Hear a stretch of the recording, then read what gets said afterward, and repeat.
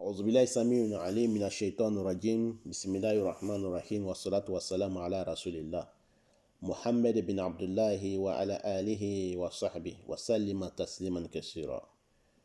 Chers frères et sœurs en islam, assalamu alaikum wa rahmatullahi ta'ala wa barakatuh.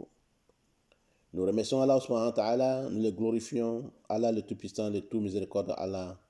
Chers frères et sœurs en islam, sachez que celui qui a créé, celui qui doit être adoré, celui qui doit faire la loi, et c'est vers lui que nous allons nous retourner, c'est Allah subhanahu wa ta'ala.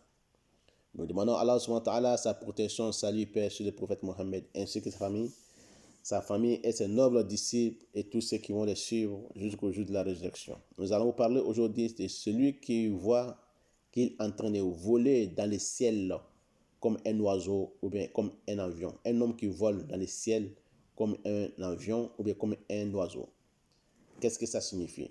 Celui qui voit qu'il est en train de voler dans le ciel, ça veut dire que la personne il va avoir une maladie venant des djinns. Il va avoir une maladie d'envoûtement. Une maladie qui va tomber sur lui, une maladie des génies, des djinns. Donc celui aussi qui voit qu'il est en train de voler dans le ciel et il est entré dans le ciel, il n'est pas sorti, c'est-à-dire qu'il est entré dans le ciel, il n'est pas retourné. Dans les rêves qui se voient, il est entré, il a pénétré le ciel et il n'est pas retourné. Ça parle de sa mort. Ça parle de la mort de la personne. Et celui qui voit qu'il est en train de déchirer le ciel, il est en train de déchirer le ciel comme un papier, ou bien comme un pagne, ou bien un habit, donc ça veut dire que la personne, il sera un grand diffamateur, il sera un grand menteur. Il va passer son temps à mentir, il sera un homme qui ment, un grand homme qui fait diffamation.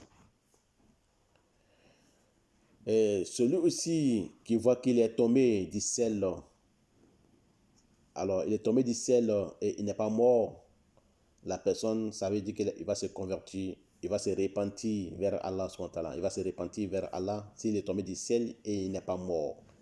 C'est-à-dire la personne, il va se repentir vers Allah, il va se repentir de ses péchés.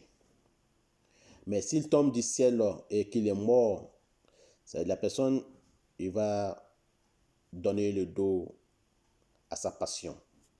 La personne va donner le dos à sa passion. Il va délaisser sa passion. Ou bien la personne, il va se réveiller de l'ignorance. Il va se réveiller de l'ignorance. Il va revenir à la vérité. Il va revenir à la guidance. Qu'Allah fasse qu'il soit bonheur pour moi et pour vous et pour tous les musulmans dans ce monde ci-bas et l'au-delà. Voilà, chers frères et sœurs en islam, c'était l'interprétation des rêves selon l'islam, des rêves divergés, numéro 9. Qu'Allah fasse qu'il soit bonheur pour moi et pour vous. C'est Allah qui sait. Nous allons nous retrouver, Inch'Allah, leçon numéro 10. Nous allons parler des balais. Balayer ou balai.